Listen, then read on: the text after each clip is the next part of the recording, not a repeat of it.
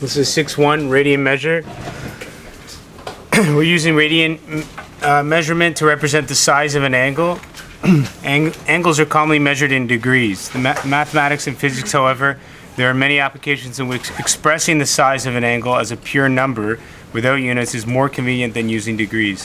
In those applications, the size of an angle is expressed in terms of the length of an arc, A, that subtends the angle theta at the center of the circle with radius r. In this situation, A is proportional to r and also to theta, where theta is equal to A over r. The unit of measure is the radian. So subtends just means an angle whose endpoints meet the endpoints of an arc. Okay, that's what subtends mean. So when an angle subtends the arc A, means that the endpoints of the angle meet the endpoints of the arc. Okay, another way of thinking of it is just opposite. So what is 1 radian? 1 radian is when this arc length is equal to the radius. Okay, so the radius here, remember, is obviously a straight line from the center to the edge of the circle, the outside of the circle. The arc length is obviously a curvature, so this is going to be a little bit smaller, right, than this, because this whole length has to be the same as this length. So A over R is 1. That's 1 radian. Okay, and just by looking at it, we know that a whole circle, how many degrees in a circle? 360. So just roughly speaking, it's about a third of a circle, right? So it's approximately 60 degrees is 1 radian. Okay, so if I said to you, how much is 3 radian? You should know it's approximately 180 degrees. Okay, we're going to get the exact value in a second. Okay, but that's your degree. 60 degrees is 1 radian. Okay, so here it is. How many degrees in 1 radian? Luigi? No, sit down. The size of an angle that is subtended at the center of a circle by an arc with a length of equal to the radius of a circle. Both the arc length and the radius are measured in units length, such as centimeters. As a result, the angle is a real number without any units. So why is it no units? Because if we're measuring the radius in, say, meters, we're also going to measure the arc length in meters. So it would be meters over meters, so the units would cancel. So the units for radians is nothing. There's no units. Okay, that's a kind of a difficult concept for a lot of people because they want to put, 3 radians. There's actually no units for radians. Okay, so if it's millimeters, they're going to cancel. So it's a length over a length. So whatever units the length is in, they cancel. So there's no units for radians. Okay, so here it is again. Here's our formula there. It's our arc length over our radius. So when the radius is the same length as the arc length, our radians are 1. Okay? So how many degrees are in 1 radian? Well, we know the formula for the total arc length is 2 pi r. Okay, that's from grade 8, I think, the circumference, 2 pi r. So our total arc length for 360 degrees is 2 pi r, which is here. Okay? If we now put that into our formula of arc length over radius, we put the arc over the radius, 2 pi r over r, and we solve, we can cross out the radius, because they cancel, we're left with 2 pi radians. So therefore, 360 degrees is equal to 2 pi. Okay, there's the whole proof, the whole lesson. Where does it come from? If I ask you to prove how many degrees in a radian, it's right here. You need to know the circumference of a circle. That's it. 2 pi r over r. And they cancel. Okay, so therefore pi would be equal to 180 degrees. Any questions there? Okay, that's the proof. Now the examples are really easy. Okay, if we know that pi radians is equal to 180 degrees. Okay, what is the value of pi? Remember, it's just a constant. What is it? Yeah, 3.14. So 3.14 is equal to 180 degrees. So if you divide 180 by 3.14, or by pi here, we get 57.3. Okay, so 1 radian is actually not 60 degrees, it's a little less, 57.3. Okay? This diagram is showing you that it doesn't actually matter how big the circle is. as you can see, because this arc length 1 now is going to be proportional to this radius 1, and this arc length 2 will be proportional to this radius 2. So it doesn't change anything by changing the diameter of the circle. Okay, the radians stay the same. The relationship pi radians is equal to 180 degrees can be used to convert between degrees and radians. So, examples are very simple. When we're given degrees, we want to multiply the degrees by 1. Okay? By 1 is... This is equal to 1, right? Because we just determined that there was 180 degrees in pi radians. So if we multiply it by pi over 180 degrees, we're just multiplying it by 1, so we're not changing anything. So pi over 180 is actually equal to 1, right? So multiplying by 1 creates an equivalent expression. So multiply by pi over 180 to convert degrees to radians. And the reason we do pi over 180 and not 180 over pi is because we're trying to cancel out the degrees. So that's why we put the degrees on the denominator. If we start with radians, we would multiply it by the reciprocal, right? We would multiply it by 1 over a pi. And we'll show that in a minute. So anyways, we divide the radians. We try to keep it in factored form. If it's neat. If it's pi over 9, we would leave it there. If we convert pi over 9, we just do 3.14. Their calculator value of pi divided by 9 is 0.35. Any questions? So we're multiplying it by 1. Pi over 180. When we start with a degree, we multiply it by pi over a degree because we want to cancel out that degrees to be left with radians. So this one we're just going to multiply by 180 on the bottom and pi on the top. Okay, so these go into each other. I think it's 5 and 4. Okay?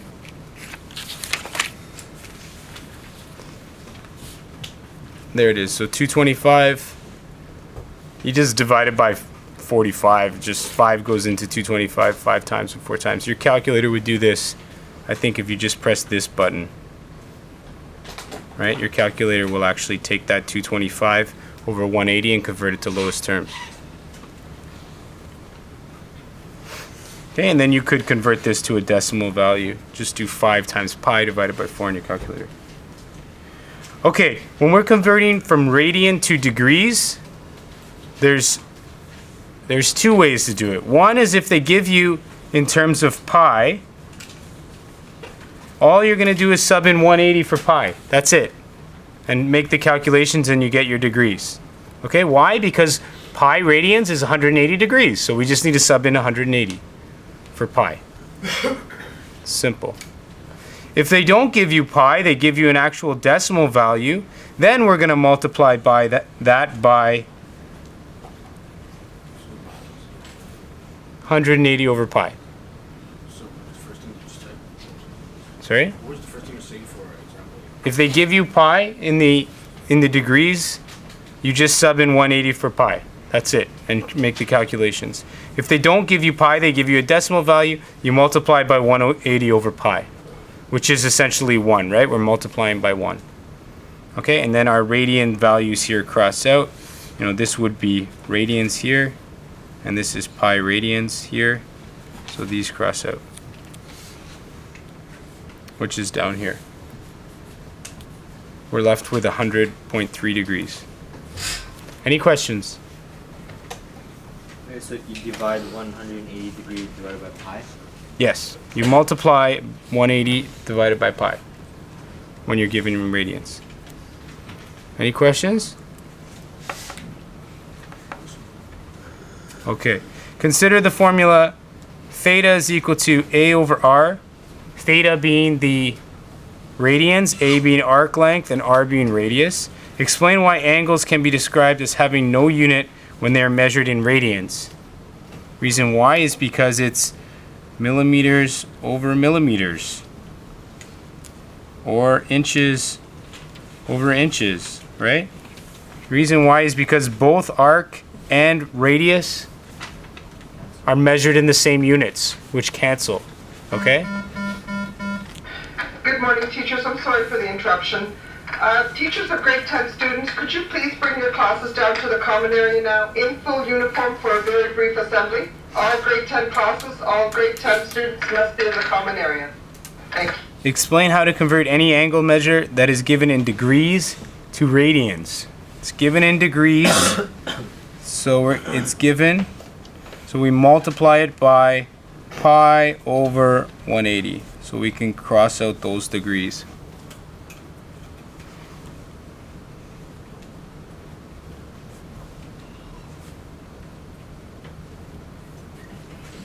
I'll put in brackets 1. You're multiplying it by 1.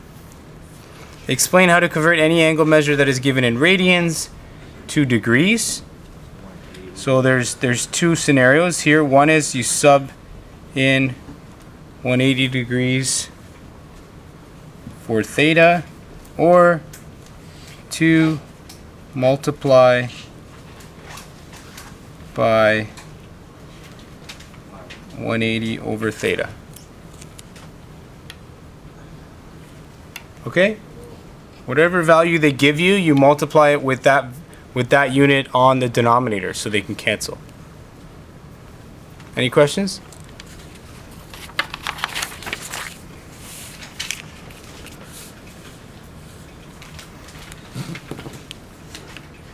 Okay, here's a problem. The London Eye Ferris wheel has a diameter of 135 and completes one revolution in 30 minutes. Determine the angular velocity in radians per second. So for this, the one thing we do need to know is the formula for velocity, right? We need to know that it's distance over time. Okay? So we need to figure out, first of all, how much distance are they traveling? Determine the angular velocity. So in one revolution, we have the amount of time for one revolution. We're going to first take that value of 30 minutes and convert it to seconds. The reason we do that is because it says radians per second. So we need to take the minute value and convert it to seconds.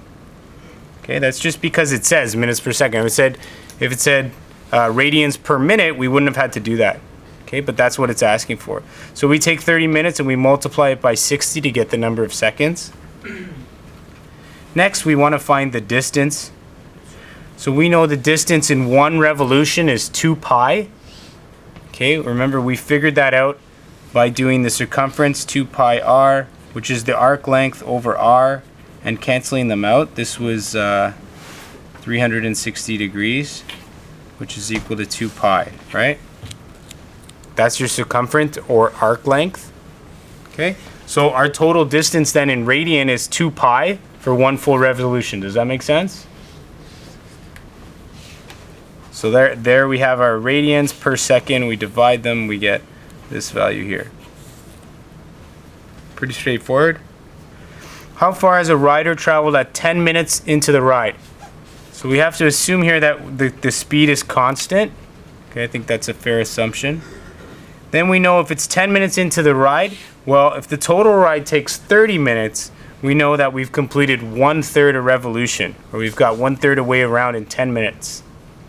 Okay? That's also kind of common sense, right? Number of revolutions is the time we're looking for divided by the total revolution. So we've got 1/3 of the revolutions around. And we're looking for how far, so the total distance.